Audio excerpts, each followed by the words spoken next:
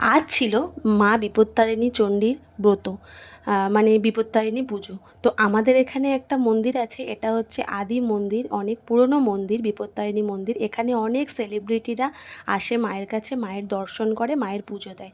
আজকেই যেমন ঋতুপর্ণাকে দেখলাম, কিন্তু এত ভিড় ছিল তো ওনার ফটো বা কিছুই করতে পারিনি।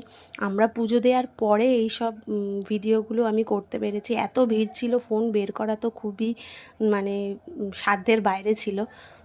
আমি ছোটোবেলা থেকেই মা বিপত্তারিণীর ব্রত করে আসছি। খুবই শান্তি লাগে, খুবই মজা লাগে, খুবই ভালো লাগে। ছোটোবেলা থেকেই যেহেতু করে আসছি, তো এটা আমার কাছে নতুন কিছু না। আমাদের এখানে মা খুব জাগ্রত, অনেক দূর দূর থেকে লোকেরা আসে পুজো দিতে।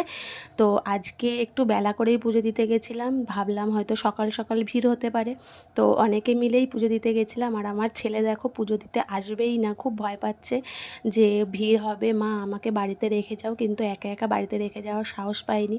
এখানে দেখো আমরা জুতো রেখে দিয়ে গেছিলাম পুজো দিয়ে, এবারে জুতো কুপন দিয়ে জুতোগুলো এবারে নিয়ে নিচ্ছি পরার জন্য।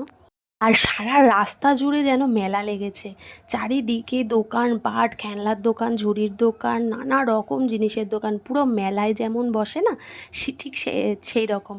তার মধ্যে মায়ের ডোর বলো, ফুল বলো, ফল বলো, মিষ্টি বলো, নানা রকম দোকান। তো আমার ছেলে তো বায়না করছিল, মা খেলনা কিনে দাও, কিন্তু আমি দিইনি, বললাম যে পাপার কাছে বলো, পাপা কিনে দেবে।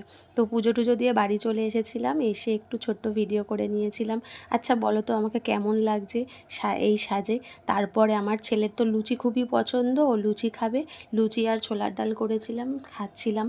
খেয়ে যে কি শান্তি, মানে আমি তো শনিবারও করেছি, শ্রাবণ মাসের সোমবারও করেছি, আর আজকে মা বিপত্তারিণীর ব্রত করছি। ওই দিনগুলোতে কিছু খেতে পারিনি, আজকে খেতে পেরেছি। তো ভিডিওটি কেমন লাগছে একটা লাইক করে চ্যানেল সাবস্ক্রাইব